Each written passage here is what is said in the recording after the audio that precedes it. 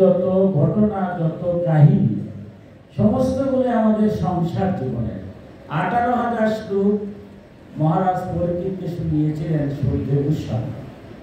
সুখদেব গোস্বামী যদিও সংসার ত্যাগী ছিলেন, কিন্তু সংসার ধর্মই যে শ্রেষ্ঠ সেটাই জগৎকে শিখাবার জন্য মধুর ভাবে ব্যাসদেব রচনা করেছেন, কিন্তু তার ব্যাখ্যা তিনি করেন না। কারণ সুখমুখ ছাড়া, মহাজ্ঞানী ছাড়া, যদিও তার পুত্র ছিল, কিন্তু জ্ঞান মার্গে ব্যাসদেবেরও অনেক ঊর্ধ্বে ছিলেন সুখদেব গোস্বামী। তাই তার মুখস্থিত বাণী আমরা এই সংসার জীবনে যত সমস্যা, সমস্ত সমস্যার সমাধান ভাগবতের 18,000 শ্লোকে দেওয়া আছে। আমাদের সংসার জীবনে আমরা, আপনারা যারা গুরুজন আছেন প্রায় বলেন যে ভগবান যা করেন তা মঙ্গলের জন্যই করেন। ভগবান আমার আজকে ধন নাই, আমি যদি ভগবানের প্রতি পূর্ণ বিশ্বাস থাকে, বুঝতে হবে যে ধন হলে আমার অশান্তি আরো বাড়বে। আমার আজকে পুত্র নাই, হয়তো আমার মন অনেক দুঃখ, কিন্তু যদি ভগবানের উপরে পূর্ণ আস্থা রাখি, বুঝতে হবে যে পুত্র ভগবান দেন নাই, কারণ পুত্র হলে আমার আরো সমস্যা হতে পারে। এই জগতে সেই যে বিশ্বাসটা, সেইটা ঈশ্বরের উপরে রাখাটা অনেক সময় সম্ভব হয় না। আমরা জগতের মানুষ আশা আকাঙ্ক্ষার মধ্যে দিয়ে জীবনযাপন শুধু চাই, আরো চাই। এই আজকের যে বিষয়টা অত্যন্ত গভীর তত্ত্ব কথা, যে আমাদের মধ্যে অনেক সময় দেখা যায় একটা সন্তানহীন থাকি। তো আমরা দেখি আমাদের আত্মীয় স্বজন অনেকে সন্তানহীন, কষ্ট লাগে, কিন্তু সেটা আমরা জানি না কোন জন্মে আমরা কে কি কাজ করেছি, কি কারণে আজ আমাকে সন্তান বঞ্চনা করেছেন। ভগবানের কাছে যে আমার পূর্ণ বিশ্বাস থাকে, সন্তান তো আমার ভগবান গোপালই আছেন, না থাকলে গোপালকে আমরা যারা এই বিশ্বাস করেন তারা গোপালের একটু ধরন দিয়েছে। কিন্তু আবার কেউ কেউ দেখা যাবে যে না, আমরা যেভাবেই হোক আরাধনা করে না সন্তান আমরা চাই, কিন্তু দেখা গেল সেই সন্তান আসার পরে যে সুসন্তান না হয়ে যদি কুসন্তান হয়, তাইলে মা বাবার যে জীবনের কত কষ্ট হয় তার চিন্তা করা যায় না। এই জগৎটা তো হতেই পারে। আমার আজকে দেখা গেল একটা ভালো পরিবারের লোক একটা সন্তান খারাপ হয়ে যায়, কি কারণে হয় সেটা গভীর তত্ত্ব। আজকে যে বিষয়টা ঠিক সেই রকমই আমরা দেখবো যে পরম ভক্ত প্রবর ধ্রুব, যে ভক্তের জন্য তিনি ব্রহ্মচর্য, গারস্থ, বানপ্রস্থ এবং সন্ন্যাস 4টা ধর্ম পালন করার পরে যেদিন সংসার থেকে তিনি চলে যাবেন, ধ্যানমগ্ন হয়েছেন, স্বয়ং বিষ্ণু তার দুধ পাঠিয়ে রথে করে তাকে নিয়ে গেছেন। কারণ ভাগবতের যত ঘটনা সব সংসারী, আপনাদের মতো সংসার ধর্ম করছেন, আর সংসার ধর্ম করে ভগবান বিষ্ণু নিজে দুধ পাঠিয়ে স্বর্গে নিয়ে গেছেন। এই কাহিনীগুলি সমস্ত ভগবান ধ্রুব বলেন, অজামিল বলেন, এই যে আমরা আস্তে আস্তে ধ্রুবর বংশের কথাগুলো আসছি, এই যে পিতুর কথা আসবো আমরা, সবাই কিন্তু সংসার ছিলেন। তো আজকে আমরা সেই তত্ত্ব কথাই আমরা অঙ্গের পুত্র, আমরা সনাতন ধর্মে জানি সবচেয়ে নাস্তিক এবং সবচেয়ে ভয়ঙ্কর একজন ছিল বেন, রাজা বেনের কাহিনী। বেনের নাম শুনলে পরেই তারা ধার্মিক জগতে আসেন, ভয় পায়, মানে এত উচ্ছৃঙ্খল, এত। তো সেই যে বেনের কথা আমরা বলছি, যে উচ্ছৃঙ্খল, যে সনাতন ধর্মকে তছনছ করে দিয়েছিল, সেও কিন্তু ভক্ত ধ্রুবর বংশী জন্ম নিয়েছিল। আচ্ছা চিন্তা করেন তো, কেউ কি বলতে পারেন যে ভক্ত ধ্রুবের বংশে এরকম আমরা আমার সনাতন ধর্মে তাকে বলতে কুলাঙ্গার। এই কুলাঙ্গার শব্দটা কিন্তু ভাগবতীয়। কুলের অঙ্গার, যে অঙ্গার মানে কি, আমরা যখন রান্না করি, রান্না করার পরে যে কয়লা তাকে আর পরে সেটাকে বলে অঙ্গার। কুলের যে অঙ্গার সেটা বলে কুলাঙ্গার। কিন্তু কেন হলো আজকে সেই কর্তব্যতা? কারণ কোনো না কোনো ভুল। আমার সনাতন ধর্মের সবচেয়ে বড় হলো কর্মই ধর্ম, কর্মই ঈশ্বর। কর্ম করার আগে যেন বারবার একবার চিন্তা করি যে এই জন্মে নাই 84 লক্ষ জন্ম আছে, এক জন্মে না এক জন্য আমার কর্মের ফল পেতেই হবে। শুধু আমি নয়, আমি যদি কোনো ভুল করে যাই, আজকে আমরা দেখবো সেই ভুলের পরিণাম আমার ছেলে পাবে, ছেলে না তার নাতি পাবে, নাতি না পেলে পরবর্তী বংশধর কেউ না কেউ সেই ভুল করতে হয়। তাই ভাগবতের এই ঘটনাগুলা, বাইরের যে ঘটনাগুলা গল্প আকারে, কিন্তু গল্পের তাৎপর্য বিশাল।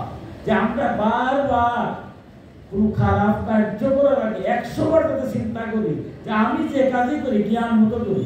কারণ ভগবান আমাদের যে জন্ম দিয়েছেন, দেখুন কত ওই ভাগবতের কথাই আমরা তখন 3য় স্কন্ধে গেলাম তখন দেখেছি। কারণ সেই 5 বছর পর্যন্ত আমরা যত কর্ম করি সেই কর্মগুলা লেখা হয় না, ধর্মরাজ লিখেন, কারণ এ সময় আমাদের জ্ঞান থাকে না। 5 বছর পূর্ণ হওয়ার সাথে সাথে আমাদের জ্ঞান দেন, আমরা কোনটা ভালো কোনটা মন্দ বুঝি। আমি আপনার মাথায় বাড়ি দিতে জানি এটা ভালো না, কিন্তু কাম, ক্রোধ, লোভ, মোহ, মদ, মাৎসর্য, সরণী দ্বারা দবায় রাখতে পারে না, যার জন্য আপনার মাথায় বাড়ি দিই। এর জন্য তো ভগবান দায়ী, আমার কর্মফল আমার ভোগ করতে হবে। তাই বারবার আমাদের সতর্ক করেছেন, যারা যেহেতু সংসারী জীব, সংসারে যখন থাকবো তখন আমার পাপ পুণ্যের কথা বিচার করতে হবে। পাপ পেয়ে যাবো, তার ফল আমার ভোগ করতে হবে। আজকে আমরা সেই তত্ত্বগুলো জানবো যে ধ্রুবর বংশে কেন সেই রকম একজন ব্যানের মতো একটা কুলাঙ্গার, আমরা যে বলি সনাতন শাস্ত্র কুলাঙ্গার শব্দটা, এইরকম একজন ব্যক্তি কেন জন্ম নিল, সেই তত্ত্বগুলো আমরা দেখবো আজকে। বিদুর জিজ্ঞাসা করলেন, হে ভগবত পরায়ণ মুনিবর, যে প্রচেতাদের যজ্ঞে দেবর্ষি নারদকৃত গানের উল্লেখ করেছেন, সেই প্রচেতারা কারা? তারা কার পুত্র ছিলেন? কার বংশে জন্মগ্রহণ করে তারা খ্যাতি লাভ করেছিলেন? তারা কোথায় বা যজ্ঞ করেছিলেন? তারা বিদুরের ঘটনা ধারাবাহিক ভাগবতে বিদুর একের পর এক প্রশ্ন করছেন আর উত্তর দিচ্ছেন। তাহলে বিদুর এর আগে শুনেছেন যে কি শুনলেন, যে স্বয়ং নারদ মুনি প্রচেতাদের যজ্ঞে তিনি গান করেছেন। নারদ একজন পরম ভক্ত, যার কোনো স্থানে যেতে কোনো কারো অনুমতির প্রয়োজন হয়, স্বয়ং একেবারে ভগবান নারায়ণের কাছে যেতে গেল।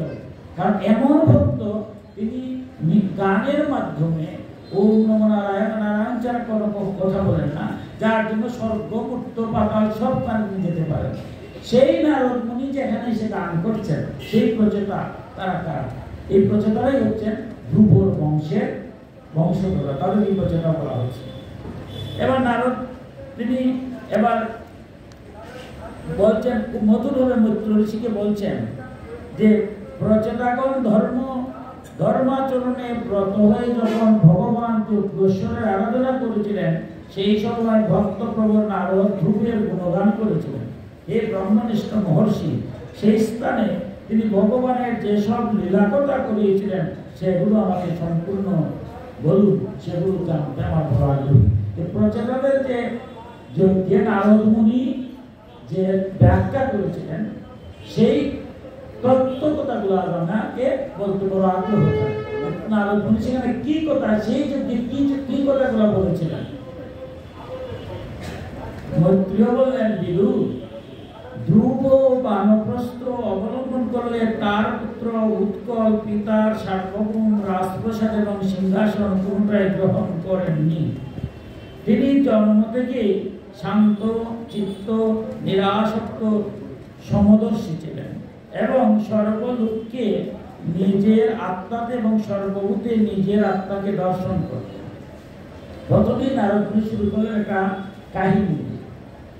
ধ্রুব যখন আমরা ব্রহ্মচর্য আশ্রম শেষ করে গারস্থ আশ্রম, তারপরে বানপ্রস্থ, এরপর সন্ন্যাস, বানপ্রস্থ শেষ করে যখন তিনি সন্ন্যাস চলে গেলেন, সংসার ধর্ম থেকে চলে গেলেন, তখন রাজা যেহেতু চলে গেছেন, তার পরবর্তী রাজা একজন হতে হবে।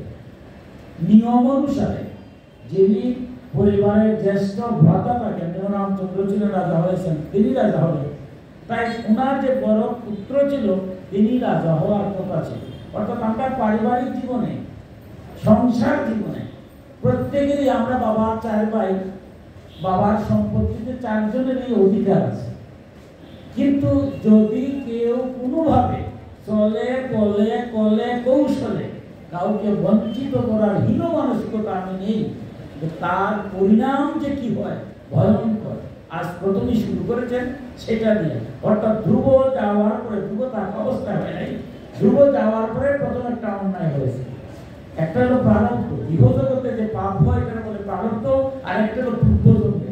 প্রথম তিনি প্রারব্ধ দিয়ে শুরু করলেন, যে উনার যে বড় ছেলে তার বর্ণনা দিয়েছেন, যিনি রাজ্যের রাজা হওয়ার কথা ছিল, উনি ছিলেন অত্যন্ত শান্তনিষ্ঠ, নিরাসক্ত, কোনো আসক্তি নাই, সমদর্শী। সমদর্শী, আমার গীতায় ভগবান কি বলছেন, পণ্ডিতের সংজ্ঞা দিয়েছেন। আমরা যে পণ্ডিতের সংজ্ঞা দিই, বড় বড় কীর্ত নেই, গীতায় তাকে পণ্ডিত বলেন নাই। গীতায় তাকে বলছেন পণ্ডিত, বলছেন ব্রাহ্মণে, গরু, হস্তি, কুকুরে, সর্বজীবে যে সমদর্শী তিনি হচ্ছেন পণ্ডিত। যিনি জ্ঞানী তারা আমি পূজা করলাম, আর কুকুরটাকে তারা তারাই দিলাম, সেটি পণ্ডিত নয়। কারণ পণ্ডিত যে সে জানে জন্ম জন্মান্তরে আমি সব কাল থেকে আসছি, অযথা একটা কুকুরকে আমি আঘাত করব না। তাই সর্বজীবে যে সমদর্শী সেই হচ্ছে পণ্ডিত। তাই তিনি সমদর্শী পণ্ডিত ছিলেন। সর্বভূতে নিজের আত্মাকে দর্শন করতেন। কত কঠিন কথা।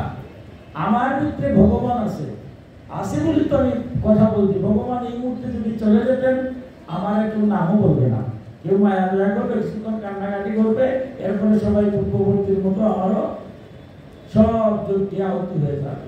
মরলে পরে নামও বলে না, বলে লাশ, বলে না ঠিক। তাই আমার ভিতরে ভগবান আছে বলে আমি জীবিত আছি। এটা যে বুঝে, সে বুঝে যার দিকে তাকাই। আমার মহাপ্রভু যে বলছেন, যত্র যত্র নেত্র করে তত্র তত্র কৃষ্ণ। কৃষ্ণ কোন জায়গাতে নাই? আমার ভিতরে যেমন আছেন, আপনার ভিতরে আছেন। এই যে দর্শন, সেটা সমদর্শন। তাই সর্বভূতি আত্মা দর্শন করেন। এত জ্ঞানী ছিলেন। তার অন্তঃকরণের বাসনা মল, অর্থাৎ দুষ্মালিন্য অখণ্ড যুগাগ্নিতে ভস্মসাৎ হয়েছিল। যুগাগ্নিতে আমরা যারা মনুষ্যকুলে মাতৃগর্ভ থেকে আসছি, আমাদের অটোমেটিকলি মানে আপনা আপনিভাবে কিছু দোষ থাকে, যেটাকে বলছে ভাগবতে বাসনারূপ মল। বাসনারূপ মল মানে মালিন্য বা দোষ, অর্থাৎ কাম। আমাদের কামনা বাসনার শেষ নাই, একটা শেষ হলে আরেকটা শুরু হবে। কিন্তু ভক্তদেরও কামনা নাই তা না। ভক্তরা কামনাটাকে নিয়ে যায় যে সারাদিন তো কাজ করি। যারা ভক্ত যে আপনারা আসছেন, অনেক কিন্তু সিরি সারাদিনই তো ব্যস্ত, কিন্তু ব্যস্ততার মধ্যে আজকে আসছেন, তাদের মতো আমার লুপ্ত হয় না। তারা যদি সব কাজ করেও গোবিন্দকে ডাকার, গোবিন্দের কথা শোনার সময় পায়, তাহলে আমি পাই না কেন? তাই ভক্তরা ওইদিকে লুপটা নিয়ে যায়, আর আমার মতো তো ওইদিকে না নিয়ে বিষয় বাসনায় লুবে আক্রান্তিত হয়ে। এটা আমার দেহগত কাম বাসনা, ক্রোধ, রাগান্বিত, লোভ, লালসা, মোহগ্রস্ত, বুঝেও বুঝি না, পরস্ত্রী কাতর, তার নিজের দুর্গর্ব, নিজের আত্মসমালোচনা তা না, পরের নিন্দা করা, পরের সমালোচনা করা, এটা আমার দেহের একটা বৈশিষ্ট্য, দেহের মধ্যে থাকবে। তাই বলছে তিনি কি করছেন, যুগাগ্নির দ্বারা বশীভূত। যারা আপনারা ভক্ত, তারা কি করেন, যুগাগ্নি কি? যুগ, যুগটা কি? বিভিন্ন ধরনের যুগ আছে। আপনি সকাল 3 সন্ধ্যা করলেন, 3 সন্ধ্যা করলেন, সকাল হলে যখন আমি সন্ধ্যা করলাম, সন্ধ্যা করার সাথে সাথে একবার গোবিন্দ স্মরণে সব দিয়ে দিলাম, যা আছে বাবা তুমি সব ক্ষমা করো। যুগাগ্নির দ্বারা আমরা পূজা যে করি, এটা একটা যুগ। অর্চনা করি, এটা একটা যুগ। ধ্যান করি, এটা একটা যুগ। কীর্তন করি, এটা একটা যুগ। পাঠ করি, এটা একটা যুগ। শ্রবণ করি, এটা যুগ। কিন্তু মূল উদ্দেশ্য হচ্ছে আমার দেহস্থিত যে সমস্ত মল আছে সেগুলারে বশ্য করে দেওয়া। তাই বশ্য যারা করতে পারেন, আপনারা আমাদের ভক্ত পরম বৈষ্ণব। তাই তিনি বলছেন, তিনি সবসময় তার মধ্যে ছিল, কিন্তু সেগুলো তিনি যুগাগ্নির দ্বারা বশ্য করে বলছেন। এই জন্য তিনি নিজের আত্মাকে বিশুদ্ধ বদরসের সঙ্গে অভিন্ন আনন্দময় সর্বত্র ব্যক্ত অনুমুক্ত করতে পারেন। যারা নিজের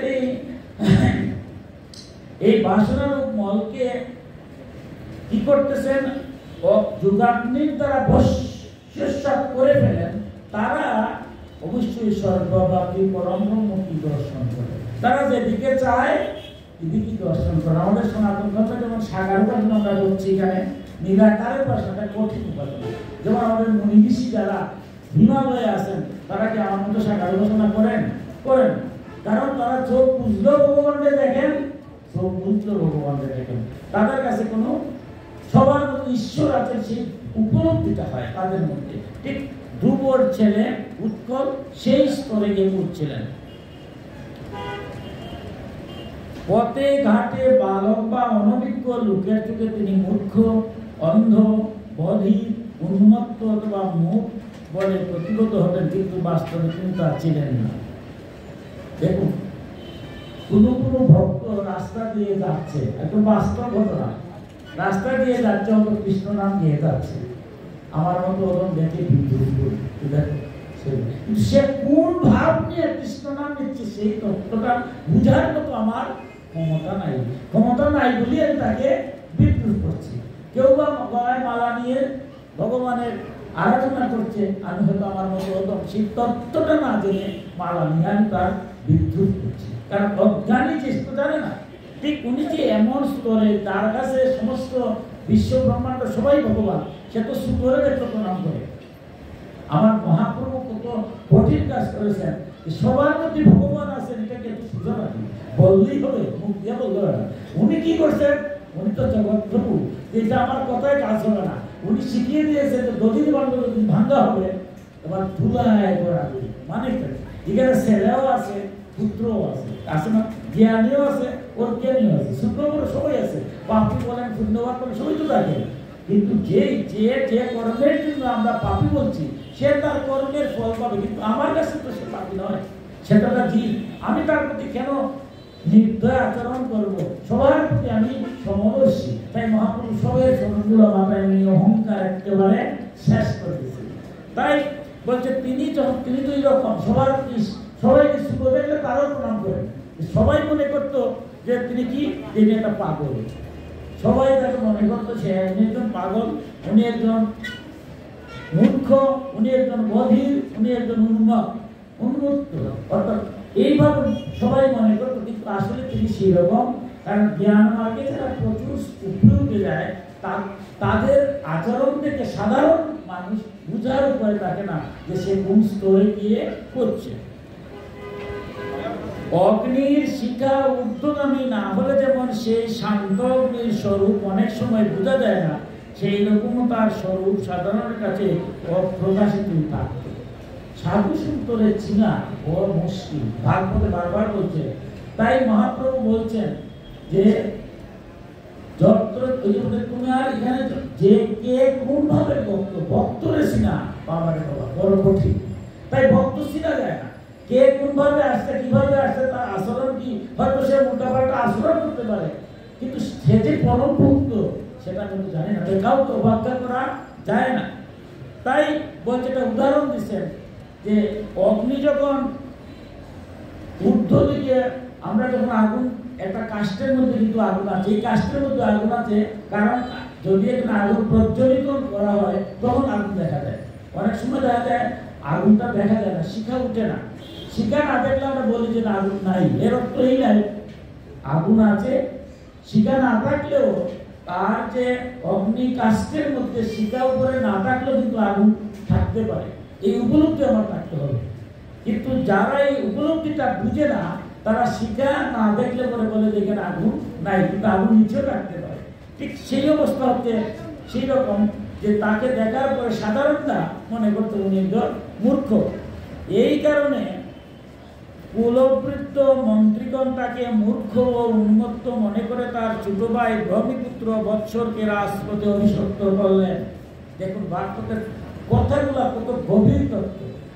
লেক্স বলছে এই কারণে কুলবৃদ্ধ, অর্থাৎ তার বংশের মধ্যে যারা বয়স্ক লোক ছিলেন, সবাই মিলে আর মন্ত্রীগণ, যেহেতু রাজা চলে গেছেন, ধ্রুব সবাই মিলে স্থির করলেন যে বড় ছেলেরে রাজা বানানো যাবে না, এটা একটা মূর্খ, এটা উন্মাদ, এটা পাগল।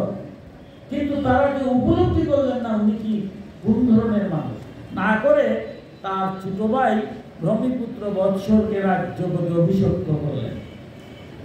এবার আমার মতো ওদের একটা প্রশ্ন দেখি যায় না, যে পরবর্তীতে দেখবো আমরা সেই পুত্র বৎসরের ছেলের দিকে নাতি কিন্তু কুলাঙ্গার রূপে জন্ম নিয়েছে। এইখানে তো দেখলাম মন্ত্রীরা, কুলের কুলবৃত্ত যারা, তারা সিদ্ধান্ত নিয়ে বৎসরকে বসিয়েছে। তার তো কোনো দোষ ছিল না, তাহলে তার বংশে কেন একটা দুষ্ট প্রকৃতির সন্তান জন্ম নেবে? স্বাভাবিকভাবে আমার মনে তো আসতেই পারে। এখানে তো ভাগবতের গভীর তত্ত্ব কথা বলছিলাম প্রথম দিকে। 5 বছর হওয়ার পরে আমার জ্ঞান বুদ্ধি বিবেক ভগবান দিয়েছেন। কেউ আমাকে সিংহাসনে নিয়ে বসাই দিবে আর আমি বসে গেলাম। আমার একটা স্থানে বসতে গেলে বারবার চিন্তা করতে হবে কারো কোথায় আমি গিয়ে বসবো না, কারণ এটা কি বসাটা আমার উচিত না উচিত নাই, এই বিবেক কি আমার নাই। আমাকে সবাই বললো না তুই বসে যাও, সবাই বসলেই বসে যাবো? আমার ভিতরে একটা আমিত্ব ভাব আছে। এই যে ছোট পুত্র বৎসর, তার মধ্যেও একটা আভিজাত্য আছে রাজা হওয়া, যে ভাই যদি বার হয়ে যায় তাহলে তো আমি রাজা হয়ে যাবো। কারণ আমার ভিতরে যদি আমিত্ব ভাব না থাকে কিন্তু আমি প্রত্যাখ্যান করবো। তাই দেখেন এই সংসারে আমাদের এই জগতে দেখেন না, এই জগতের সাময়িক অবস্থা দেখেন। আমি বড় পদে বসলাম, আমি তো কিচ্ছু জানি না, সবাই আমারে বসাই দিছে। আরে সবাইকে এমনি এমনি বসাই দিছে, আমার ইচ্ছা না তাহলে কোনো ক্ষমতা আছে বসাই দেওয়ার? তাহলে আমি যে একটা জায়গায় বসবো, কারো বঞ্চিত করে বসা উচিত? আমার মতো তো সুযোগ পাইলেই চলে বলে কলে কৌশলে আমি বিরাট পদে বসে গেলাম। কিন্তু যেভাবেই চল করি না কেন, আমার অন্তরে কিন্তু ভগবান আছেন, উনি সব দেখতেছেন। আমি বুঝে না বুঝার মুখগ্রস্ত হচ্ছি, বাপ করছি বুঝি না, কিন্তু এটা তো বুঝি যে এই চেয়ারে বসা আমার উচিত নয়, এটা আরেকজনের চেয়ার। যার যেটা সম্মান তাই সেই সম্মানটা দিতে হবে, তার সম্মানটা আমার কেড়ে নেওয়া উচিত নয়। আমার পরিবার হোক, সেটা আমার সমাজ হোক, সেটা আমার রাষ্ট্র হোক, কারোকে আমি বঞ্চিত করা উচিত না। আমি যদি কাউকে বঞ্চিত করি তার পরিণাম আমি তো আমার বংশের কেউ পাবে। এই যে প্রথম কথাটা আপনি সেখানে মিলিয়ে দিলেন, যে ধ্রুব যাওয়ার পরে যে ঘটনাটা ঘটলো, বঞ্চনা করা হবে। সুতরাং যেই ক্ষমতায় বসছে, আমি যে ক্ষমতায় বসছি, আমার বসার আগে বারবার চিন্তা করতে হবে। একটা শার্ট পাইলাম, গায়ে দিয়ে দিলাম, আরে শার্টটাকে কেউ জোর করে কেউ খুললে রাখতে গেছে, এটা জানবো না। এটা কি স্বেচ্ছায় কেউ ফেলে গেছে না জোর করে রাখছে? আমি পাইলাম না, আমি তো পাইছি, আমি গায়ে দিয়ে দিচ্ছি, আমার কি দোষ? ওটা বাইরে বলা যাবে, কিন্তু আমাদের আদি গোবিন্দের বিচার, তার বিচার বড় কঠিন। কারণ ভাগবতে কর্মের বিচার করেছে। কাজ করার আগে 100 বার চিন্তা করতে হবে যে এই কাজটা করা উচিত না উচিত না। এই জন্যই আমি বললাম যে মন্ত্রীরা বা বংশের সবাই বলছে, কিন্তু উনিও বসে গেল চেয়ারও, কিন্তু এটাও বসাটা উচিত হয় না। উনি যে তখন বলতো যে না আমার ভাই বড় ভাই, সে যাই হোক, সে যার যেখানে বসার সেখানে সে বসাতো। আমরা সমাজে যদি প্রত্যেকটা মানুষ আমরা সেই চিন্তা করি, সেটা সংগঠনই হোক মন্দিরই হোক, তাইলে সমাজের মধ্যে এত ঝগড়া বিবাদ থাকে। যার যে যোগ্যতা আছে তার সেই যোগ্যতা আসলে আমরা দেব। আমি কেন সেটা কেড়ে নেওয়ার চিন্তা করবো? কারো কাছ থেকে কারো বঞ্চিত করবো না, কারণ তার পরিণামটা ভয়ঙ্কর। এবার এরপরেই বলছেন, বৎসরের প্রিয়সী ভার্যা সব বৃত্তির গর্ভে পুষ্পার্ঘ সহজ 6টা পুত্র হয়। এবার তিনি বর্ণনা দিয়েছেন, আমরা সময় স্বল্পতা হেঁটে চলে যাব। এরপরে বলছেন যে সেই বৎসরের 6টা ছেলে হয়েছে, 6 ছেলেরা আবার তিনি বিবাহ করিয়েছেন। বিবাহ করানোর পরে পরবর্তীতে ছেলেদের দিকে আমরা অঙ্গের পত্নী দেখি। আমরা অঙ্গ যে উনি অত্যন্ত জ্ঞানী ছিলেন, ভরদ্বাজ অঙ্গিদোষ ভারসপুত্র, যারা ভরদ্বাজ পুত্রীয়, তারা যে 3 জন ঋষি, তার মধ্যে একজন কিন্তু অঙ্গরাজ। সেই ধ্রুব বংশেরই অঙ্গের পত্নী সুনেতার বেন নামে অত্যন্ত দুর্বিনীত এক পুত্রের জন্ম দেয়। যার দৌরাত্ম্য সহ্য করতে না পারে তার পিতা রাজর্ষি অঙ্গ রাজধানী ছেড়ে চলে গিয়েছিলেন। যে বংশে রাজা অন্যায়ভাবে বসেছিলেন সেই রাজ্যে আবার ব্যানের অত্যাচারে নিজের ছেলে হলে কি হবে, সে এত দৌরাত্ম্য ছিল, কুপুত্র ছিল, তিনি বাধ্য হয়ে অঙ্গ তার রাজ্য ত্যাগ করেছিলেন। প্রিয় বিদু, মুনিদের বাক্য বজ্রের মতো অমোঘ হয়ে থাকে। তার কুপিত হয়ে ব্যানকে অভিশাপ দেন এবং তার ফলে তার মৃত্যু হলে অরাজক পৃথিবীতে প্রজাবৃন্দ দস্যুদের দ্বারা অত্যন্ত অত্যাচারিত হতে থাকে। দেখুন, এখানের মধ্যে আরো অনেক ঘটনা আমরা পাবো, আমি যখন পাঠকরা আসবে লেখে পরে করে যাবে। এবার বলছেন, হে বিদু, ব্যান যখন অত্যাচার, অতিরিক্ত অত্যাচার হয়ে গেল, কাউকে আর মানছে না, একেবারে যে যখন প্রচন্ড পর্যায়ে একটা মানে চরম পর্যায়ে গিয়েছে, তখন মুনি ঋষিরা দেখলেন যে এখানে আর কেউ থাকার মতো, তার অত্যাচার কেউ থাকার মতো নয়, তার অভিশাপ দিলেন এবং অভিশাপ দেওয়াতে তার মৃত্যু হবে। সেই থেকে সেই মুনিদের এখন মারা যাওয়ার পরে সে মারা গেল, এখন রাজা নাই। রাজ্যে যদি রাজা না থাকে তাহলে প্রজারা কি হবে অবস্থা, আবার মহাবিপত্তি আর হবে। যে মুনিরা অভিশাপ দিলেন তার যন্ত্রণায় মারা যাবে, কিন্তু তারপরে তো একটা রাজা ছিল, অত্যাচারী রাজা হলে তো রাজা ছিল, দেশের রাজাই নেই, তাই এখন অবস্থা কি হবে, আরো সমস্যা দেখা দিবে। এখন যে সমস্যা দেখা দিচ্ছে, প্রজারা বলতেছে আগে তো অত্যাচার ছিল, ঠিক আছে, এখন তো রাজাই নাই, মগের মূল্য। এই শব্দগুলো কিন্তু আমরা ভাগবতের কথা, যে যা ইচ্ছা তাই করতেছে, কেউ কাউকে মানছে না, রাজা না, এখন কি করা।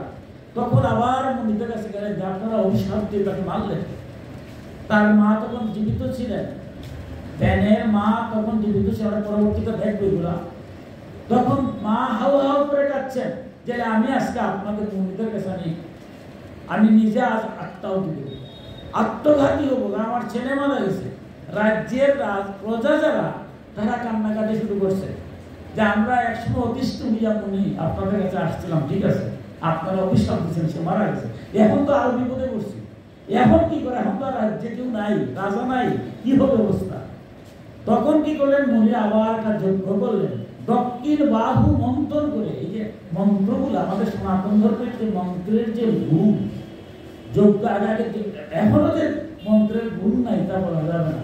এখনো তো চরক পূজাতে গেলে দেখা যায় মন্ত্রের গুণ আছে কিনা, এখনো তো বর্ষি গাতে কোন রক্ত আসে, কালী কাছে নাদ্যা শক্তি মা কালী আগুনের মধ্যে নাচেন, মন্ত্রের কি গুণ নাই, মন্ত্রের গুণ আছে, আমরা বলতে পারি না।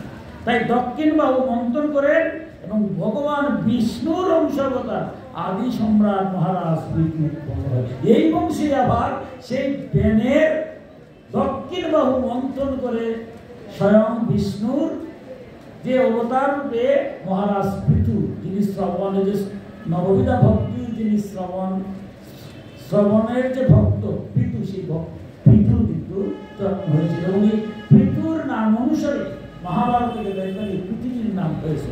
পৃথু এমন একজন রাজা ছিলেন যে রাজা এসে আবার সমস্ত কিছু সুন্দর করলেন এবং তার নাম অনুসারে এই পৃথিবীর নাম করা হয়। এবার বিদুরের প্রশ্নটা তো বলছেন, এবার বিদুরের প্রশ্ন হয়ে গেল আরেকটা। বিদুর বলছেন, হে মুনিবর, মহারাজ অঙ্গ তো অত্যন্ত শীল সম্পূর্ণ, সাধু স্বভাব, ব্রাহ্মণ ভক্ত এবং মহাত্মা ছিলেন। যার পুত্র ব্যান, ব্যানের যে বাবা তো ছিলেন অত্যন্ত সাধু স্বভাব ছিলেন, তারপরে ব্রাহ্মণ ভক্ত ছিলেন, মহাত্মা ছিলেন। এইরকম ব্যক্তির ছেলে তো এইরকম খারাপ হওয়ার কথা ছিল। তার কি করে ব্যানের মতো দুষ্ট পুত্র জন্মালো? কারণ নারদ মুনিকে প্রথম একটা ঘটনা কিন্তু বলছেন, নারদ মুনি প্রথম একটা ঘটনা বলছেন।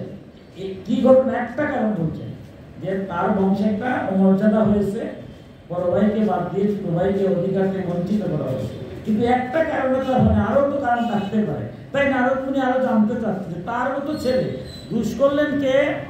আমরা দেখেছি বৎস, কিন্তু দেখা গেল অঙ্গী আমলে এসে দুই আমল করে দেখা গেল তার পুত্র হয়ে গেল একটা ভয়ঙ্কর খারাপ। কেন খারাপ হবে? যার জন্য তিনি দুঃখিত হয়ে নগর ছেড়ে বাধ্য হয়েছিলেন ব্যাঙের অত্যাচারে, নিজের পুত্রের অত্যাচারে, অবিচারে নিজে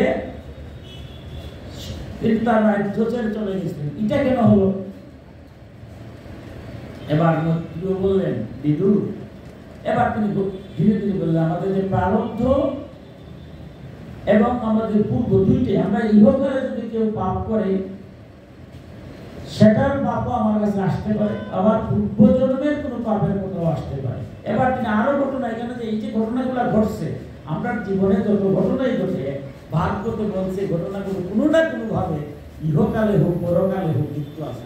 কর্ম ছাড়া যদি একমাত্র ভগবান আমাকে মুক্তি না দেন, তাই ভক্তরা বারবারই গোবিন্দের কাছে যখন প্রণাম করে বলে, হে গোবিন্দ, জন্ম জন্মান্তরে যত ভাব আছে আমার পাপ কিছু ভুলে দেবে। আর পাপ ছাড়া দুঃখ হয় না, এই দুঃখ আমার হোক, আমার যত দুঃখই হয় আমি জন্মে করি, অথবা আমার বাবাই করে, রক্ত তো আমার গায়ের মধ্যে বাবার আছে, নাইলে আমার দাদার আছে, কারণ রক্ত বইতেছে আমার শরীরে, আমার বংশ পরম্পরা। কাউকে যদি বলি আপনার বুদ্ধ কি, আপনার যখন বুদ্ধ বলবেন, তার মানে ওই ঋষির, প্রত্যেকেই আমরা ঋষি সন্তান, কিন্তু পর্যায়ক্রমে আমরা এই সব রক্ত আসছে। সুতরাং আমি যদি ভুল করি, আমার পরবর্তীও সেই ভুলের সেই যে কষ্ট দুঃখ সেটা সহ্য করতে হয়।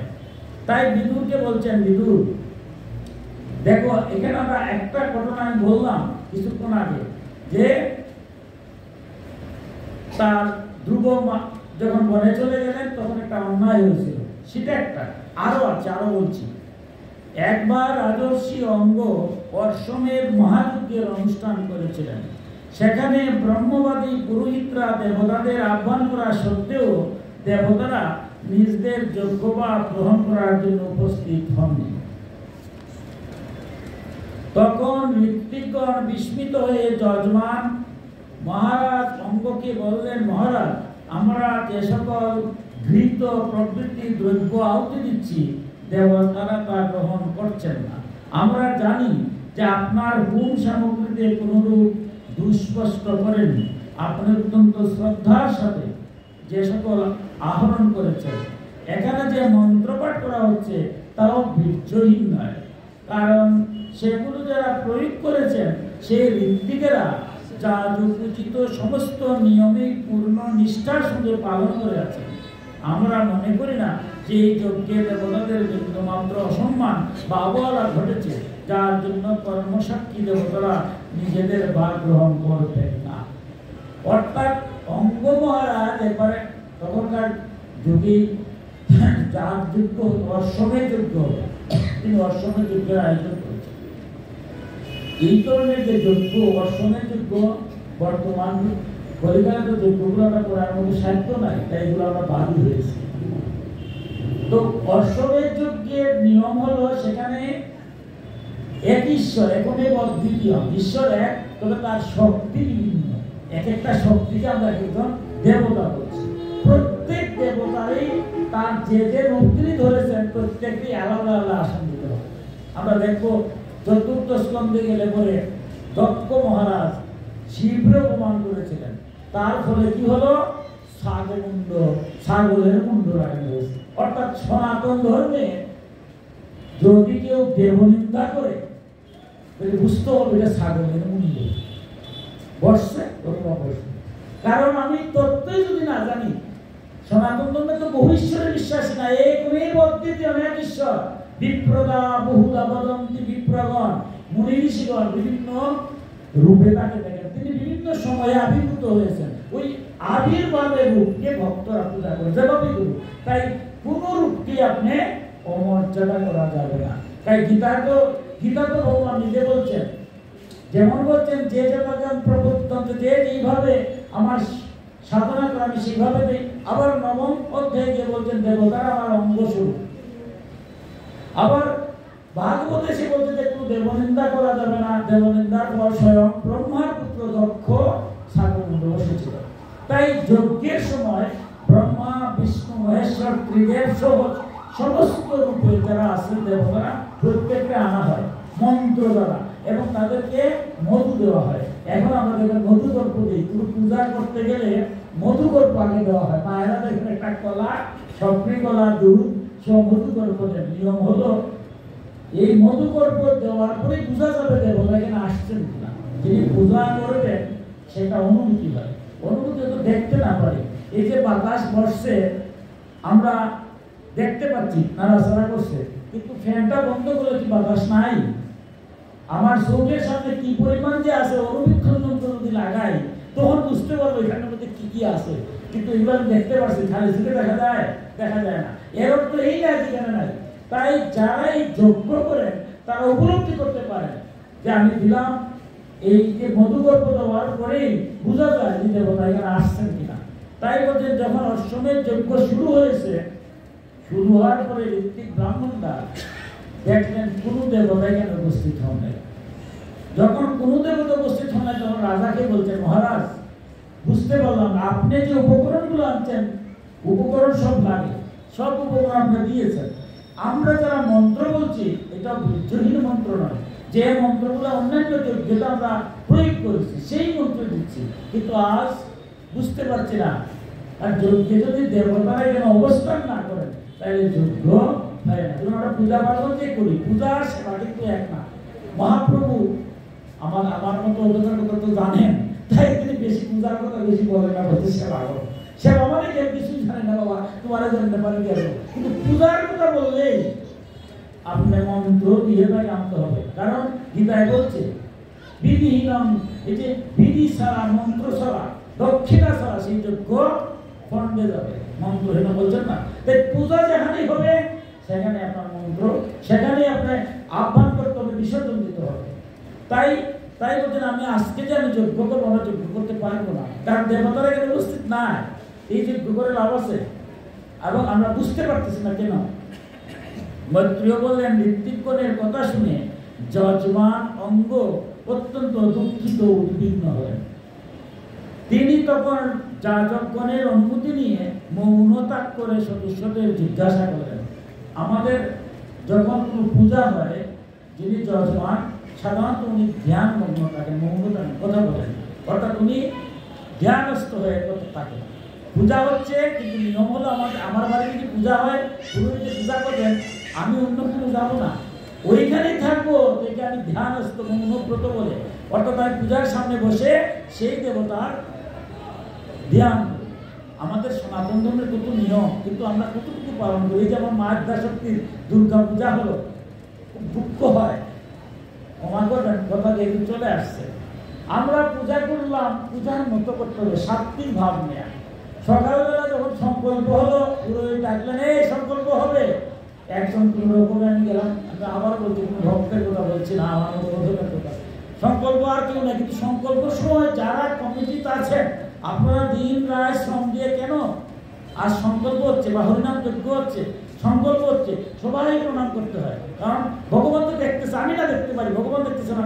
দেখা গেল সংকল্পের সময় আমার সময় নেই, কেউই নেই, একজন তাকে আনালে পুরীতেই ঘন্টা বাজাইতেছেন। যখন সকালবেলা যখন আবার আরতি দেওয়া হয়, দিয়ে কিন্তু সকালে অঞ্জলি প্রদান করা হয়, তখন নিয়ম হলো সবাই অঞ্জলি দিতাম, তখনও আমার সময় নেই।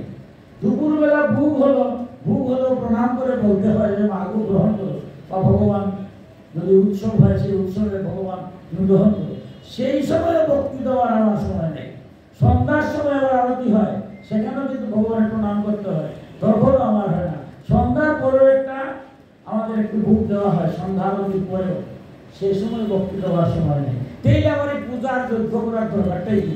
এটুকু যদি আমি ব্যস্ত হয়ে থাকি, ভগবানকে প্রণাম করার সময় নাই, তাহলে দরকারটা কি?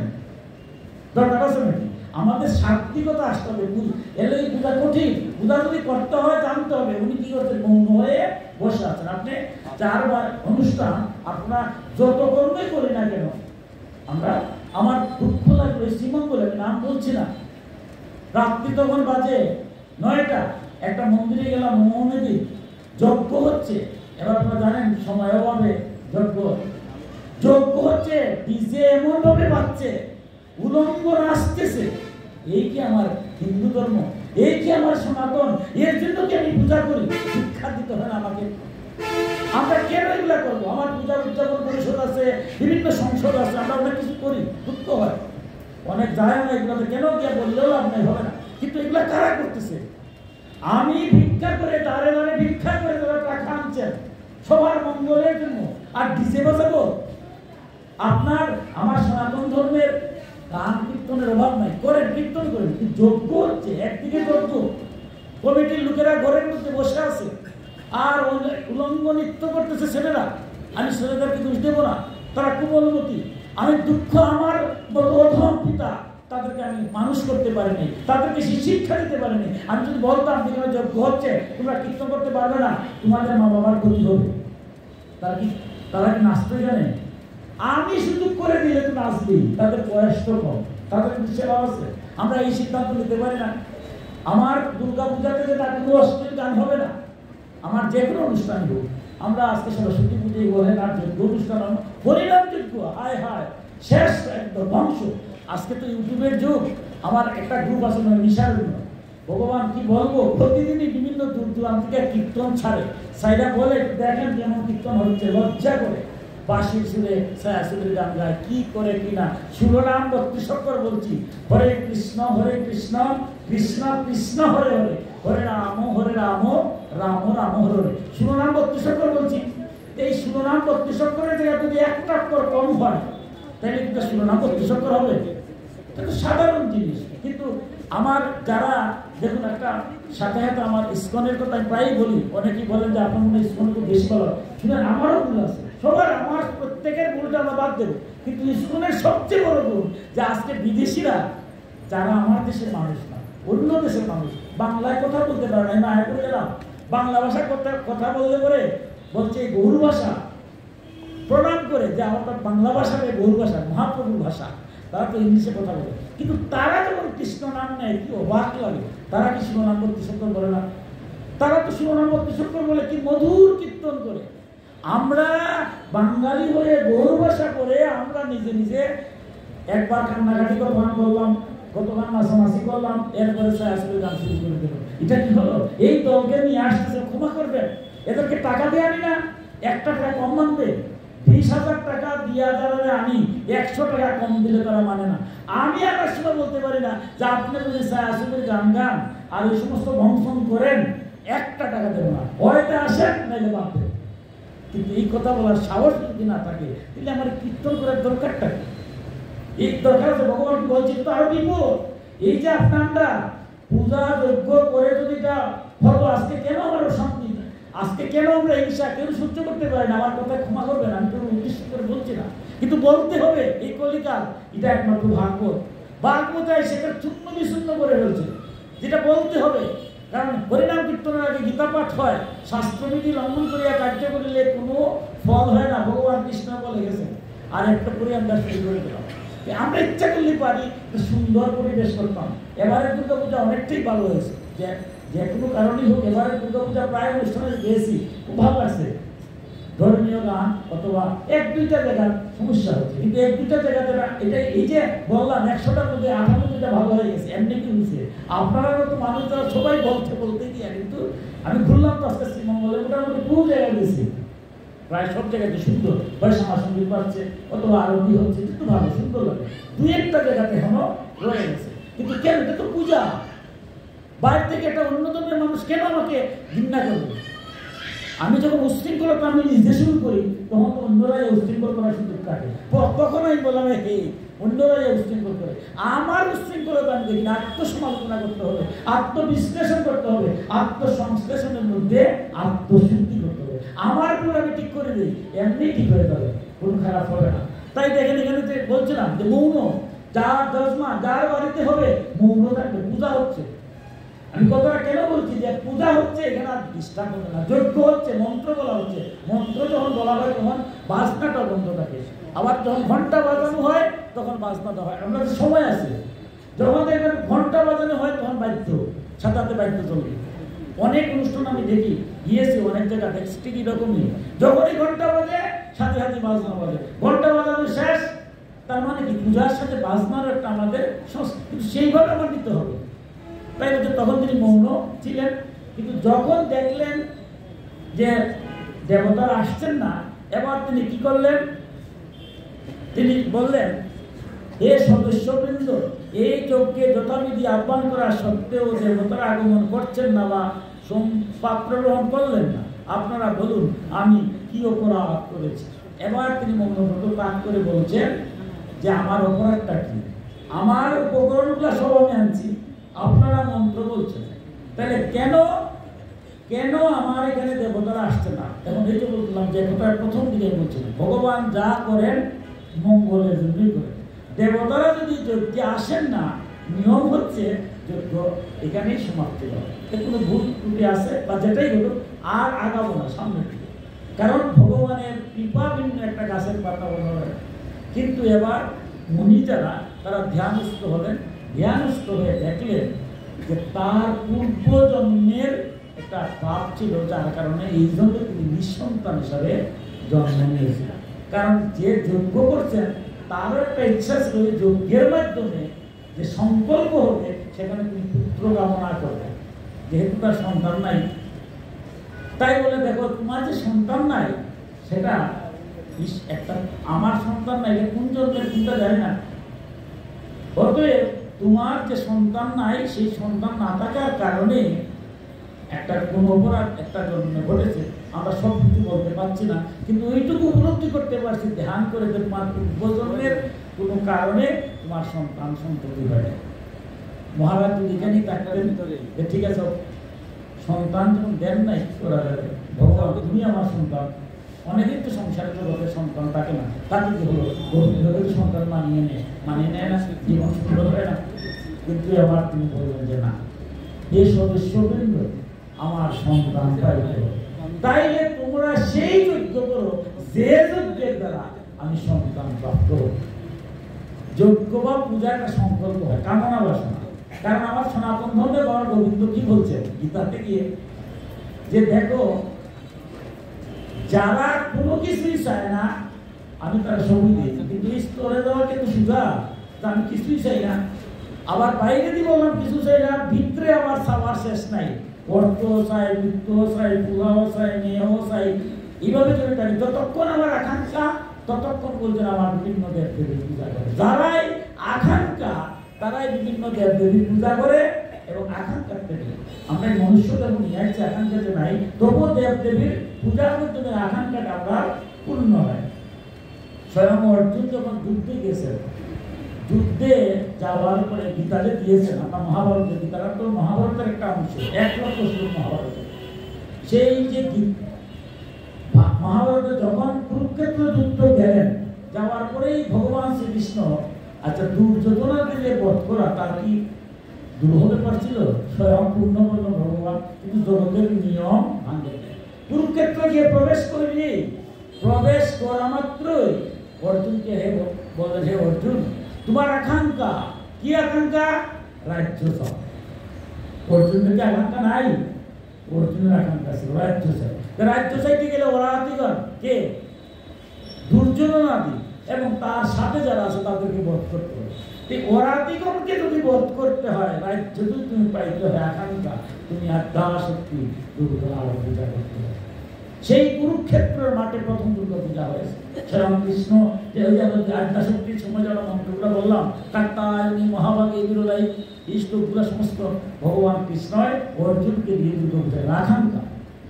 ভগবতী উপস্থিত হয়েছেন, অন্তরিক উপস্থিত থেকে বলছেন হে অর্জুন তুমি হচ্ছে নর আর স্বয়ং নারায়ণ শ্রীকৃষ্ণ তোমার পক্ষে।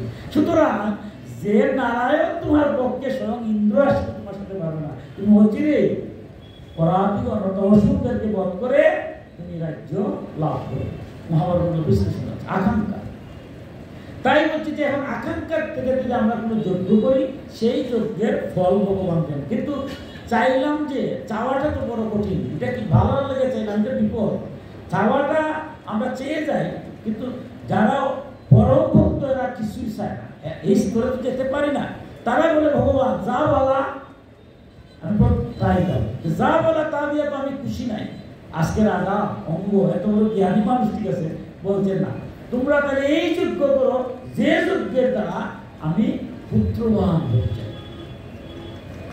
শাস্ত্রের বিধান আছে। এবার তারা কি করলেন? যজ্ঞ শুরু করলেন। সেই যজ্ঞের নাম হচ্ছে শিপিবিষ্ট বিষ্ণুযজ্ঞ, বিষ্ণুরই শিপিবিষ্ট যজ্ঞ শুরু করলেন এবং যজ্ঞাগ্নি থেকে আহুতি দেওয়া মাত্রই, যখন সংকল্প করে আহুতি দেওয়া হয়েছে, আহুতি দেওয়া মাত্রই অগ্নিকুণ্ড থেকে স্বর্গমাল্যধারী শুভ্র বস্ত্র পরিহিত এক পুরুষ উত্থিত হলেন। তার হাতে ছিল পক্ষ পায়ান্ন সমস্ত একটি স্বর্ণপাত্র। একজন পুরুষ স্বর্ণপাত্র নিয়ে পক্কান্ন পায়াস নিয়ে উপস্থিত হলেন যজ্ঞের মধ্যে। আমরা দেখি দ্রৌপদীর যে জন্ম হয়েছে, দ্রৌপদা সে কিন্তু যোগ করতেন, কারণ দ্রোণাচার্যকে বধ করতেন। তার লক্ষ্য ছিল দ্রৌপদ রাজের, ওনার বন্ধু ছিলেন দ্রোণাচার্য, আর দ্রৌপদ রাজ ঘনিষ্ঠ বন্ধু ছিলেন। কিন্তু দুইজনের মধ্যে ঝগড়া যখন বিবাদ হয়ে গেল, দ্রোণাচার্য এত শক্তিশালী ছিলেন যে দ্রৌপদকেও বন্দী করে ফেলছিলেন, পরে বন্ধু হিসেবে তারা তাক করলেন। তারপর দ্রৌপদ রাজ বললেন যে না, তারা বধ করতে আমি পারি না, আমি যুদ্ধ করবো। এই এমন ছেলে চাই যে দ্রোণাচার্যকে বধ করে দেবে।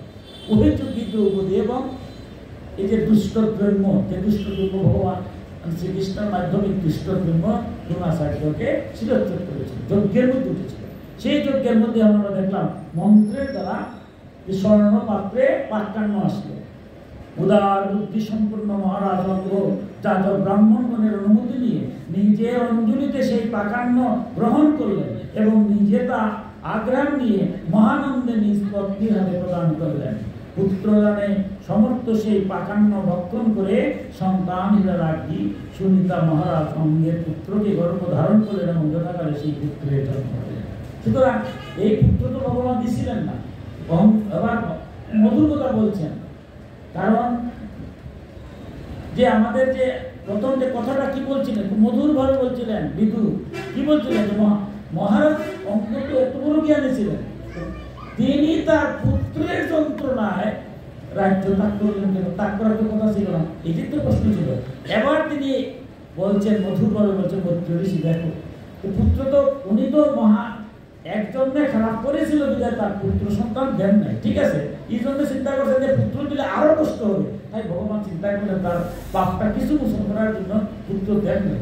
তো কি করবেন, ভগবানের কি দোষ? আমি তো ভগবানের চট করে দোষে রেখি, আমি তো চাইতে পারি না, জানি না বলে ভগবানের দোষ দিচ্ছি, এটা কি ভগবানের দোষ? সে নিজে জোর করে ছেলে নিয়ে আসছে, যজ্ঞ করে নিয়ে আনলো না, এখন সেই ছেলে জন্ম দিয়েছে। সুতরাং যে ছেলে হওয়ার কথা ছিল না তার কর্মের কারণে, এবার সেই ছেলে সে নিজে আনছে, এর জন্য কি ভগবান দায়ী? অর্থাৎ ভাগবতের কথাগুলোতে যে আমি কিছু করছি সেটা আমি আমার দিকে পারি, যেমন গীতায় যেটা বলছে নিজেই নিজের উদ্ধার করতে পারে, আর কেউ করবে না। এই সংসারে আমি আসছি, স্ত্রী পুত্র কন্যা যার জন্য যা কিছু করি, নিজের উদ্ধার নিজেই করতে হবে, কেউ করা যাবে। আমার কর্ম আমার এই জন্য হোক, পরের জন্য হোক, আমার সন্তানটা পাবে, তাই কখনো কোন কর্ম করবো না। তাই বলছেন যথাকালে সেই পুত্রের জন্ম হলো, সেই পুত্র কিন্তু বালক বয়স থেকে অধর্মের বংশে জাত নিজের মাতামহ মৃত্যুর অনুগামী হলো। আবার একটা ঘটনা দেখুন, কয়টা ঘটনা। একটা হলো তার পূর্বপুরুষ, যেটা যেটা ধ্রুবর যে প্রথম যে ছেলেটা ছিল উৎকলকে রাজ্যে দেওয়া হয় না, এটা একটা অপরাধ। দ্বিতীয়টা তার পুত্র ছিল না, জোর করে পুত্র নিয়ে আসছে। এবার বলছে যে আরেকটা ভুল আছে, আরেকটা, তার কয়টা কারণ, একটা পাপ না, কয়েকটা কারণ। উদাহরণ হলো সে তার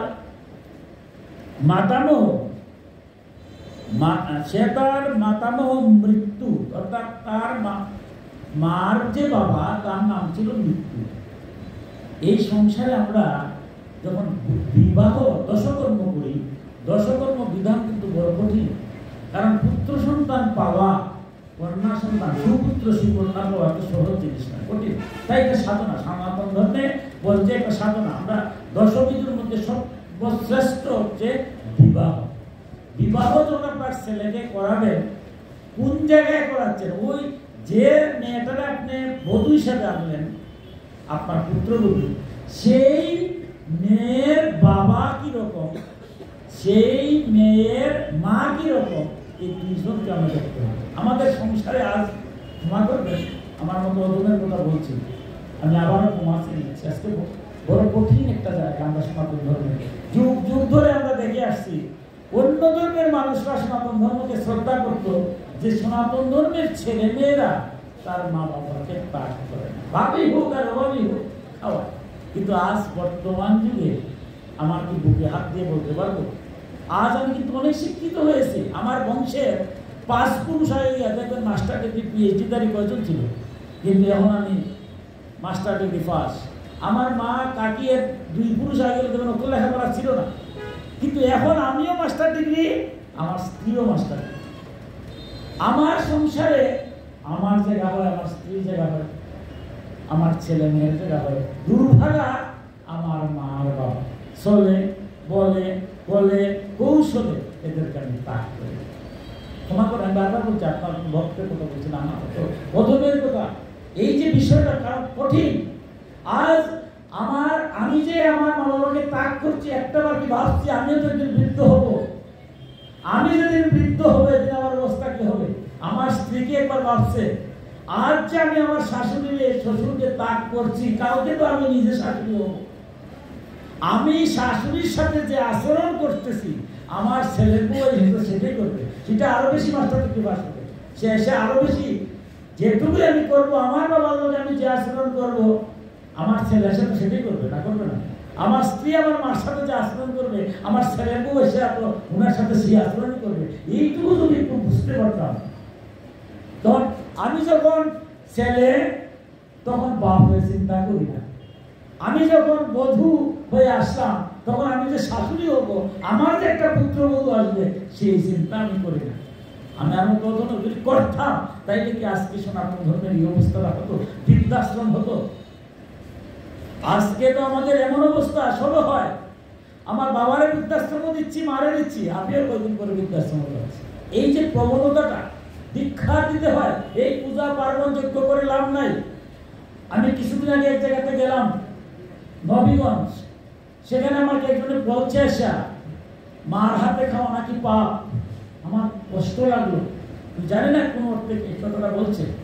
আমি বলছি, দেখুন স্বয়ং ভগবান, এই যে সামনে কার্তিক মাস, তার অনুমোদন লীলা হবে, স্বয়ং পূর্ণব্রহ্ম জন্মেছেন কিন্তু দৈবকীর করবে, আর স্তন পান করেছেন, সেটা অনেক ঘটনা আপনারা জানেন, যশোদার করবে। কিন্তু সেই যশোদা যখন তাকে বাঁধতে গেলেন, তখন তার দৈব শক্তির দ্বারা দড়িটা রঞ্জুটা 2 আঙ্গুল হয়ে যায়, হয়ে যায় না? কিছুক্ষণ পরে মা ঘেমে গেছে, যখন ঘেমে গেছে তখন চিন্তা করি, সভ্যনাশ, আমি কি করতেছি, মার সাথে আমার কি করতো, এই সভ্যনাশ জগতে তো আমার মতো করা যায় কেউ নাই। তিনি সাথে সাথে ধরা দিয়ে দিলেন। এই তো মা তার বাৎসল্য দিলেন, স্বয়ং মা বেঁধে ফেললেন ভগবানকে বাৎসল্য দিয়া।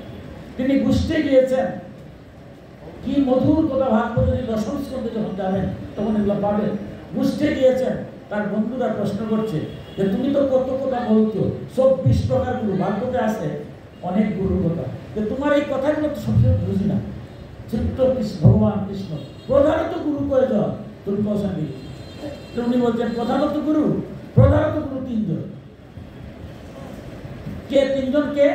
প্রথমে বলছেন মহাগুরু। স্বভাবতই আপনি যদি 3 জন গুরু বলেন, প্রথম জন তো বড় মহাগুরু, এরপরে গুরু, এরপরে পরমেশ্বর। এবার তার বন্ধু যারা, তার সখা যারা ছিল, একটু জানতে আগ্রহ থাকে মহাগুরুকে। আমার সনাতন ধর্ম কিন্তু মহাগুরু একজন কি বলা হয়েছে, কে? মা বাবা। 2 জনকে এক করা হয়েছে, কারণ বিবাহের সময় যে মন্ত্র বলা হয়, যজ্ঞের মন্ত্র যদি বাংলায় বলা হয়, কি মধুর কথা, তোমার হৃদয় আর আমার হৃদয় এক। তাহলে আমার মা এবং আমার বাবা কিন্তু আলাদা না, এক হৃদয়। তাই মহাগুরু বলতে একজনকে বোঝায়, মা এবং বাবা। এরপরে এই মা বাবা যদি না থাকতেন, তাহলে আমি কি করবো, আসতে পারতাম। এই যে আমি দেখতেছি আপনাদের নয়ন পৃথিবীটারে, আমার মা বাবা পিতৃ ঔরসে মাতৃগর্ভে যদি আমার জন্ম না হতো, তাহলে কি আমি আসতে পারতাম? এবার তাও শেষ হয় নাই, কি মধুর কথা আমি সংক্ষেপে বলছি। ওনার সখারা বলতেছে যে তুমি এরপরে কে গুরু বলছো? বলে এরপরে হলো অহন্ড মন্ডলাকারম ব্যাপ্তম যেন চরাচরম তৎপদম দর্শিতম যেন দর্শময় শ্রী গুরু যেন, যিনি অখণ্ড বিশ্ব ব্রহ্মাণ্ড যিনি পরিত্যক্ত আছেন, সেই পরমেশ্বরের যিনি পদ দেখা গেন, সেই গুরুকে আমরা দীক্ষা পূজার কাছে সেই গুরু। বলে এরপরে তো পরমেশ্বর দর্শন করবে।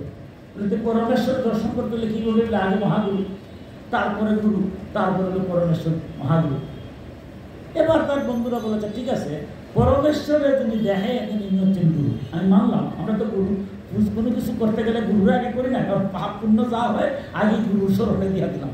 এখানে আমি আসলাম, কত ভুল করতেছি, গুরুরে প্রণাম করে আগে সঙ্গে দিলাম, ঝামেলা নাই। এরাও তো বুঝলো, তারপর সকালে বলতেছি তার ঠিক আছে, গুরুরে আগে রাখিয়ে দিলাম, বাবা ভগবানকে পূজার পার্বণ যাই কিছু করে কত ভুল ত্রুটি হবে, আচ্ছা গুরু রক্ষা করি। কিন্তু তারও আগে তুমি মহাগুরু বললো না বাবা রে, এটা তো বুঝলাম না। এবার ভগবান কি বলছেন দেখো, এই যে আমরা 84 লক্ষ জুনি পরিভ্রমণ করি, একটা মানুষ মারা যাওয়ার পরে দেহটা চলে যায়, আত্মাটা কি আকাশস্থ নিরালম্ব বায়ুভূত নিরাশ্রয়, আত্মাটা ঘুরতেছে।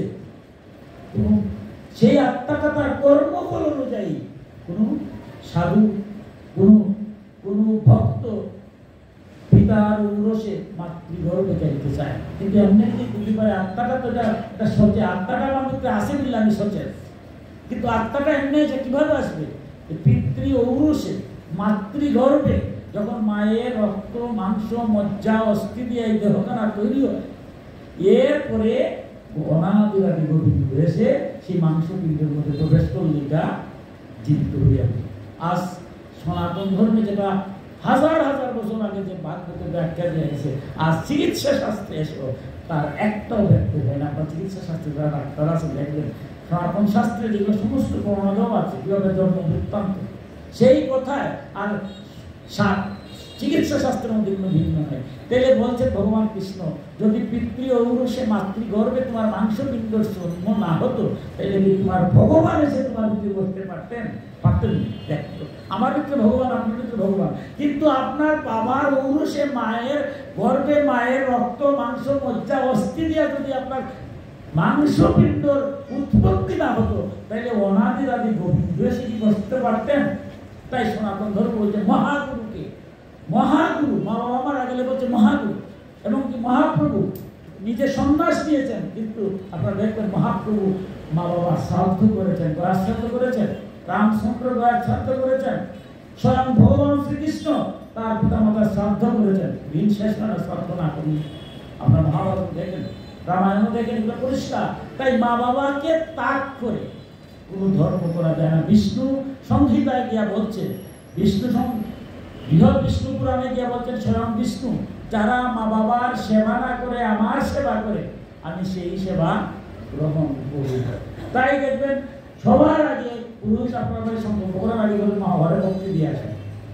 আমরা নিয়ম হচ্ছে মা বাবার পূজা করা, বসাইয়া একটা মন্ত্র আছে মা বাবার সনাতন শাস্ত্রে, পিতা মাতার মন্ত্র আছে, পূজা মন্ত্র আছে বললে প্রণাম। এই যে প্রণামটা কোথা থেকে আসছে? পূজা মাতার প্রণাম হয়। আমরা বলি পিতা স্বর্গ পিতা ধর্ম পিতাই পরম তপ ভিতরি প্রতিমা পণ্যে প্রিয়ন্তে সর্বদেবতা। পিতাই স্বর্গ পিতাই ধর্ম, পিতা সন্তুষ্ট হলে সমস্ত দেবতা খুশি, পিতা অসন্তুষ্ট হলে সমস্ত দেবতা সন্তুষ্ট। মায়ের বেলায় কি বলি? জাত প্রসাদ দৃষ্টান পূর্ণ কাম যোগাশিষা প্রত্যক্ষ দেবতাই নিরস্ময় মাত্রে নমন। মা হচ্ছেন প্রত্যক্ষ দেবতা, যার কারণে আমরা এই জগৎটা দেখলাম। তাই মাকে, মা বাবাকে ত্যাগ করা যাবে না, কোনো অবস্থাতে যাবে না। মা বাবাকে ত্যাগ করে কোনো ধর্ম হয় না। তাই আমরা যে কথাটা আসছে, আমরা শেষ পর্যায়ে চলে আসতাম, সামান্য বলছিলাম যে এই যে আমি যে কথা গিয়েছিলাম যে আমার স্ত্রী যে আসলো আমার সংসারে, বিবাহের সময় মন্ত্র বলে কাশ্যা ছিঁড়ে দেওয়া হয়। বাবাই মন্ত্র বলছে যে দেখো এখন থেকে তোমার মহাগুরু হচ্ছে তোমার স্বামী, এবং অসুস্থটা পর্যন্ত কমাই দেওয়া হয় যে তোমার সাথে আমার আর অসুস্থ নাই, কমাই দেওয়া হলো। আমরা যে অসুস্থ পালন করি বিবাহিত মহিলার ক্ষেত্রে সে অসুস্থ হয় না। বাবা মা মারা যাওয়ার পরেও তার বুদ্ধিদান করা হয়। কেন? তুমি যে সংসারে যাচ্ছ তাদের পিতা মাতাই তোমার মা বাবা, তারা সেবা করবে, তুমি তোমার সেবা হবে। এই সমস্ত প্রতিজ্ঞা কিন্তু বিবাহের মন্ত্রের মধ্যে আছে, এবং এগুলা শুনে স্বামী কি বলে, এই পৃথিবীতে দেখুন কেউ পাপ কেউ নেয় না, একটা কথা আছে না, কেউ পুণ্য কেউ নেয় না। কিন্তু এই সংসারে একটা ব্যক্তি আছে যে তার পুণ্যের অর্ধেক দিয়া দেয়, কেউ দেয় না। তো ঠিক আছে, রত্নাকর দস্যু দিয়েছিল, স্ত্রী দেয় নাই, কিন্তু রত্নাকর দস্যু নিজে দিতে হয়েছে, কারণ বিবাহের মধ্যে মন্ত্র আছে। যখন একজন স্ত্রী বলে যে হ্যাঁ আজ থেকে প্রতিজ্ঞা করছি তোমার মা বাবা আজ থেকে আমার মা বাবা, তোমার ভাই বোন আমার ভাই বোন। নাইলে কি সংসার সুন্দর হবে? সংসার যদি সুন্দর না হয় তাহলে আমার গীতা ভাগবত পাঠ করে কিছু লাভ হবে? হবে না। আগে আমার সংসার সুন্দর হতো। এটি সনাতন ধর্মের বিবাহে যখন একটা মেয়ে নিজের মা বাবারে তাক করছে, নিজের ভাই বোনকে তাক করে আমার সংসারে আসছে, সমস্ত কিছু তাক করছে, তখন স্বামী হিসাবে কি কর্তব্য? সে তখন 5 জনকে সাক্ষী রাখতেছে। এই যে আমরা বলি ছায়ামান রবি বলি, ব্রাহ্মণরা প্রস্তুত থাকে, এরা সাক্ষী, অগ্নি সাক্ষী, গাবি আনা হয়, যদিও বর্তমান বিবাহে গাবি আনা হয় না, কিন্তু দেখবেন পুরোহিত জিজ্ঞাসা করবেন, এই যে আপনি যে কাশা দিয়া বলতেছেন গাবি কোথায়, কাশার মাঝে ওই গাবি চিন্তা করিয়া মন্ত্র বলা হয়। গাবি সাক্ষী, গরু সাক্ষী, চন্দ্র সাক্ষী, 4 জন, আর তো সাক্ষী পাওয়া যায় না। এর জন্য আমরা বাসি দিয়া পরের দিন একটা গর্ত করা হয়। বিবাহ আমরা 4টার সময় করি, যে বলা হয় সব যন্ত্রণা। বিবাহ পুরোহিতের দিন থেকে যখন মধ্যাহ্ন সূর্য থাকে, অর্থাৎ মানেটা কি, আকাশের মধ্যাহ্ন সূর্য একদম মাথার উপরে থাকে, তখন একটা গর্ত করা হয়, গর্তের মধ্যে সূর্য করে। ওই সূর্য যখন বললো সূর্যরে গর্তের মধ্যে পড়া অবস্থায় 7টা পাঠ দেওয়া হয়, দিয়া সেই মন্ত্র সূর্যার্ঘ দেওয়া হয়, পুরোহিত মন্ত্র বলে। তখন স্বামী হিসাবে কি করতে বলে, সব করা আছে একটা মেয়ে যার জন্ম হয়েছে, তার মা বাবা জন্ম দিছে, কিন্তু আজ আমার বাড়ি সব ত্যাগ করে চলে আসছে। তাই স্বামী এবার প্রতিজ্ঞা করছে, এই যে যজ্ঞ রাত্রযজ্ঞ হয়, আমি পঞ্চ সাক্ষী দিয়া আজ আমি প্রতিজ্ঞা করছি যে আমার জীবনে যদি কোনো অপরাধ করি, পাপ করি, তোমার আমি স্পর্শ করতে দেবো, এটা বোকামি করবো, তবে পুণ্য যা করবো তার অর্ধেক করতে দেবো। এবং এই প্রতিজ্ঞা করছি আজকে থেকে যত যজ্ঞ অনুষ্ঠান করবো স্ত্রী ভিন্ন করবো। বিবাহের পরে যদি স্ত্রী ছাড়া কোনো যজ্ঞ করেন, এটা ভেতা। কারণ স্বয়ং রামচন্দ্র করতে পারেন নাই, যখন সীতাকে বনবাস দিয়েছিলেন, সোনার সীতা বামে গিয়ে প্রতিষ্ঠা করে তারপরে যজ্ঞের আহুতি দেওয়ার ব্যবস্থা করেছিলেন, কিন্তু পরে তো বাল্মীক মুনি সেই সীতাকে নিয়ে আসছিলেন। তাইলে বিবাহের পরে স্ত্রী এইভাবে সংসারটাকে ধরে রাখে, বিধায়ী স্বামী তার পুণ্যের অর্থ হিসেবে তার কি দেয় না, স্ত্রী দিয়া দেয়। তাই আপনার পুত্রবধূ আনতে গেলেও ওই মেয়ের মা বাবা কিরকম সেটাও, কারণ এখানে যে বলছে তার মাতামহ অত্যন্ত খারাপ প্রকৃতির মানুষ ছিল, মৃত্যু তার নাম ছিল। যে কতগুলা কথা বললাম সেই কথা থেকে, যে তুমি যখন তোমার স্ত্রী বিবাহ করছো তখন তোমার শ্বশুর কিরকম কি জানছিলা? কেউ যদি জানাই থাকে যে সে অত্যাচারী, তাহলে তার মেয়ে তো কি হবে, তার রক্ত কি তার কাছে বসবে না? তাই আমরা হয়তো খারাপ ভাবে দেখা হয়, বিবাহের আগে কিন্তু দেখা হয় তার মা বাবাটা কিরকম। এটা আমার ভাগ্যদের কথা বুঝতে হবে, কারণ ব্লাড রক্ত এখনো বিজ্ঞানীরা করতেছে, তার বাবার রক্ত যেহেতু ছেলে মেয়ের কাছে গিয়ে পড়ে মা বাবা, তাই বলছি যে তোমার এই যে ঘটনা, এর মধ্যে তোমার ছেলে যে খারাপ হয়েছে, তোমার একটা কর্ম ছিল সেটা খারাপ, তোমার বংশের একটা খারাপ আচরণ ছিল এটাও খারাপ, আর তোমার শ্বশুর সেও ভালো মানুষ ছিল না, সেই মেয়েকে তুমি স্ত্রী হিসাবে আনছো, সুতরাং এই জন্য তোমার ছেলেটা এত খারাপ হয়েছে। কারণ প্রশ্ন তো করেছিলেন না বিদুর যে কেন তার যন্ত্রণায় সংসার ত্যাগ করতে হয়েছিল, তাই সেও ধার্মিক হয়ে উঠল। সেই দুর্বৃত্ত বালক উদ্যত ধনুর্বাণ হস্তে বেয়াদের মতো বনে বনে গিয়ে নিরহ নিহতের হত্যা করত। তাকে দেখলেই লোকে বলতো বেহেন আসছে, এই বেহেন আসছে বলে সন্ত্রস্ত হতো। সে এমন ক্ষুর প্রকৃতি এবং নির্দয় ছিল যে খেলার মাঠে ক্রীড়ারত নিজের সমবয়সী বালকদের উপর পশুর মতো বল প্রয়োগ করে হত্যা করত। পুত্রের এইরকম খল স্বভাব দেখে মহারাজ অঙ্গ বহু প্রকারে তাকে শাসন ও সংশোধন করার চেষ্টা করলেন, কিন্তু তাকে সৎপথে আনতে পারলেন না। দেখুন আমাদের সেই সংসার জীবন আমরা দেখি মাঝে মাঝে অনেক ভালো লোকের ছেলেটা খারাপ হয়ে যায়, আমরা অনেক সময় ব্যক্তি করে বলি হাইরে মুখের ছেলেটা খারাপ হয়ে, কিন্তু উনি যে শাসন করছেন না তা না, এই যে আমার কর্মফলটা আমাদের স্নান হচ্ছে, কোন জন্মে কোন কর্ম করছি ভগবান যদি আমাদের কৃপা করে ক্ষমা না করে তাহলে আমার কোন কপালে কি আছে কেউ আমরা বলতে পারি না। তাই বারবার বিবাহের সময় মন্ত্র যজ্ঞ এই ভাগবতে দেখবেন বিবাহের সময় বিবাহ করে পুত্র কামনার জন্য আবার সূর্যার্ঘ দেওয়া হয়, মন্ত্র বলা হয়, বারবার গোবিন্দকে প্রণাম করা হয়, আমার জন্মান করে যদি কোনো পুত্রটাকে তুমি পাপকে মুক্ত করে আমার সন্তানাদি যেন সুসন্তান। এই সংসারে আজকে আমরা লেখাপড়া করতেছি অনেক ছেলেমেয়েরা, দুর্ভাগ্য আজ ছেলেমেয়েরা বিপদগামী হচ্ছে। কেন হচ্ছে? সেই ক্ষেত্রে আমাদেরও যেমন দোষ আছে, ছেলে মেয়েদেরকে আমি মাস্টার ডিগ্রি পড়াচ্ছি, কিন্তু স্বধর্মের প্রতি ঘুম থেকে উঠে একটু জল তুলছি গোবিন্দ দিয়ে এটা আমি শেখাতে পারি নাই। সেটাই ধর্ম থেকে যখন চ্যুত হয় তারপরে সে ধর্ম থেকে একেবারে চ্যুত হয়ে যায়।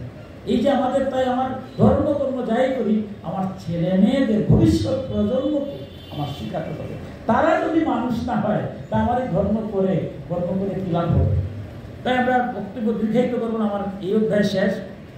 তার ছেলের এই সমস্ত দেখে কি বলছে, কিন্তু তাকে সর্বতে আর কোনো সক্ষম ছিল না, কোনো বুঝতে পারছে না, তার খেলার সাথে মেরে ফেলছে, তাকে বুঝাতে পারছেন না, শাসন করতে পারছেন না।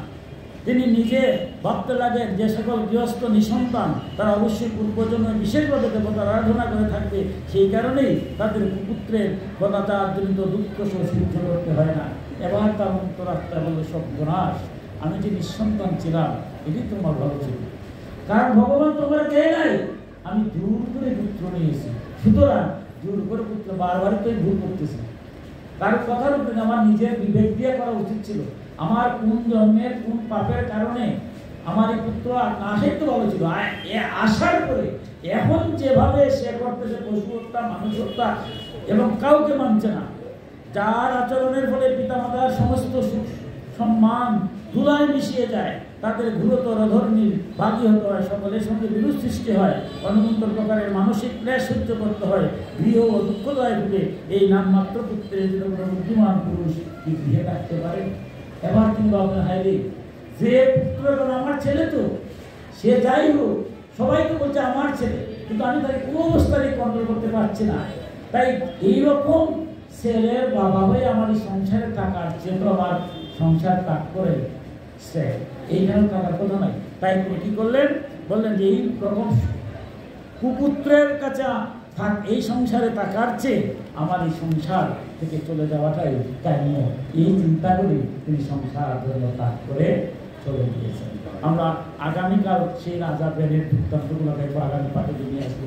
আমরা দেখবো এই কথাগুলোতে কেন, এই যে সংসারিক জীবন আমাদের এখানে ভাগবতের যে কথাগুলা, প্রত্যেকটা কথার মধ্যে আমার জাগতিক নিয়ম, এবং শেষ কথাই হচ্ছে যে আমরা যেভাবে আমরা সংসারে আসি, আমরা 5 বছরের ঊর্ধ্ব হয়েছে, কেউ আমাকে বলুক এটা আমার কথা, আমার বিবেককে জাগ্রত করতে হবে। কারণ ধর্মের অনেক কথা আছে, বেদ, স্মৃতি, সদাচার এবং বিবেকের বাণী, 4টা নিয়ম নাম দিয়ে আপনার হবে। সবসময় যে আপনি বেদ মানবেন তাও না, আমার সঙ্গে আপনার ধর্মে বলছো না যে না বেদ বাক্য মানতেই হবে, এই কথা বলে নাই আমার কোনো সংহিতাতে। বেদের সব কথা আপনি মানবেন, সম্ভব হবে না, এই কলিকালে সব মানা সম্ভব।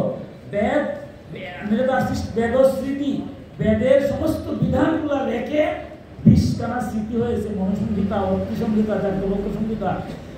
এরপরে বলছেন তা এরপরেটা কি, বেদ স্মৃতি, সদাচার, যে এইগুলোতে যদি না হয়, ভালো মানুষে যে কথা বলে, ভালো মানুষে যে আচরণ করে তাকে করো। আর সর্বশেষ বলছে তোমার বিবেককে জাগ্রত করে, এর চেয়ে বড় আর কোন শাস্ত্র নাই। বিবেক এমন এক জিনিস, প্রত্যেক যে চুরি করে তারে বলে ধরা আনার পরে যে আবার সত্য কথা বলো, চুরি করা কি পাপ না, পাপ না, তোমাকে ছেড়ে দেবো, সে বলবে পাপ, যে তুমি করলাম, আমি তো লোভের বশবর্তী হয়ে গেছি। তাহলে যে চুরি করে সে কিন্তু বুঝছেই চুরি করে। সুতরাং এই সংসারে ভাগবতের কথা আমরা যারা মনুষ্য দুর্লভ মানব জন্ম আসছি, আমরা বুঝি না, এটা করা ঠিক না, কারোর সাথে খারাপ আচরণ করি না, বুঝা করি, এটাও ঠিক না। বিবেক আছে, আমরা বিবেকটা খাটাই না। বিবেক না খাটাইয়া কাম, ক্রোধ, লোভ, মোহ, মদ এবং মাৎসর্যের সরলরূপ দ্বারা তাড়িত হয়ে আমরা কুকর্মে লিপ্ত হই, এবং সেই লিপ্তের কারণে জন্মান্তরে আমরা দুঃখ পাই। কিন্তু আপনারা যারা ভক্ত, আপনারা ধন্যবান, ভগবান বলছেন যে আমি কর্মফল থেকে মুক্তি দিতে পারি না, ভাগবতের এক জায়গায় গিয়ে বলছেন। তবে ভক্ত যদি তোমার কর্মফল মুক্তির জন্য আরাধনা করে, আমি আর কিছুই পাই না। কারণ ভক্ত এক জায়গা, ভগবান এক জায়গা, তো ভক্ত ভগবান। তাই আমরা বারবার ভক্তের সেবা করি। কারণ যেমন কেউ যদি মারা যায়, দেখবেন অনেক মানুষ 7 দিন খাওয়ায়। কেন খাওয়াই? ঠিক তত্ত্বটাই অনেকে জানে না বললে আমরা উপর চিন্তা করি। কারণ ভক্তরে খাওয়ালে কি হবে, সেই ভক্ত বারবার প্রার্থনা করতেছে। কোন ভক্ত তো জানে ভগবান এক জায়গায়, কর্মফল ত্যাগ করবেন না। কিন্তু কোন ভক্ত যদি তাকে ব্যাকুলভাবে তাকে আরাধনা করে, ওই ভক্তের ডাক তিনি ফেলতে পারেন না। তাই বারবার আপনার বাড়িতে অনুষ্ঠান হলো, ভক্ত সবাইকে খাওয়ান, বিবাহ অনুষ্ঠান, এগুলো কেন? উদ্দেশ্য একটাই, যাতে যে কেউ গিয়া যাতে প্রার্থনা করে তার বাড়িতে গেলাম ভগবান তার মঙ্গল করে। এই একজন ভক্ত যদি নিষ্কাম ভাবে নিষ্কণ্টক ভাবে ভগবানকে তাকে একটা ভগবান নিয়ে যায়, তাহলে আমার মতো অধমের জন্মান্তরে তো তোর পাপ আছে সব শেষ করে। আমি শেষ করে নেবো একটা কথা, আজকের বিষয়টা তো কঠিন বিষয়, তারপর শেষ করে নেবো। আমার মতো অধমের তো শেষ হয় না। এই আমার ধর্মরাষ্ট্র সব কর্মফল লেখতেছে, লেখুক, অসুবিধা নেই। আমরা দেখতে বিচারপতির বিচারে সুপ্রিম কোর্টের বিচার হইলে করেও সুপ্রিম কোর্টের রায় হলেও কিন্তু একটা কথা তাকে শেষ করতে যে আপনার ফাঁসি হবে, তবে আপনার অন্যায়টা যদি স্বীকার করেন একটা উপায় আছে, রাষ্ট্রপতির কাছে প্রার্থনা। এটাই তো আমার সনাতন ধর্মের সিস্টেম। সর্বশেষে আমরা যত পাপই করি জন্মান্তরে জানি না, কিন্তু অনাদি গোবিন্দ কাছে প্রার্থনা করতে পারি। উনি যদি কৃপা করে আমার পাপটা মোচন করে দেন, তাহলে যমরাজের ধর্মরাজের বিচার দিয়ে আমার ফাঁসি দিতে পারবেন? পারবেন না। এই জন্যই আমার ভাগবত সংঘ ভাগবত সংঘের ভক্তরা আয়োজন করেন, ভগবানকে প্রার্থনা করেন যে আমরা জন্মান্তরে সমস্ত পাপ থেকে মোচন করে আমরা এই জগতে যেহেতু আসছি, আমরা যেন পারস্পরিক সবাই শান্তিতে সুন্দরভাবে সবার মঙ্গলার্থে সুন্দরভাবে যদি এই সংসার থেকে আমরা চলে যেতে পারি, সেই প্রার্থনা জানিয়ে আমার ভাগবতীয় কথা এখানে বিশ্রাম দিলাম। সর্বে ভবন্তু সুখিনঃ, সর্বে সন্তু নিরাময়া, সর্বে ভদ্রাণি পশ্যন্তু মা কশ্চিৎ দুঃখভাগ্ ভবেৎ। এই পৃথিবীর সকলে সুখী হোক, সকলে মুক্ত হোক, কেউ যেন দুঃখ লাভ না করে, সকলে শান্তি লাভ করুক। ওম শান্তি, ওম শান্তি, ওম শান্তি। জয় জয় নিতাই গৌর শ্রীনাথ প্রেমানন্দে, হরি হরি বল। জয় জয় নিতাই গৌর শ্রীনাথ প্রেমানন্দে, হরি হরি বল। জয় জয় নিতাই গৌর শ্রীনাথ প্রেমানন্দে, হরি হরি বল। হরে কৃষ্ণ কৃষ্ণ কৃষ্ণ হরে হরে, হরে রাম রাম রাম হরে হরে, হরে কৃষ্ণ কৃষ্ণ কৃষ্ণ হরে হরে, হরে রাম রাম রাম হরে হরে, হরে কৃষ্ণ কৃষ্ণ কৃষ্ণ হরে হরে।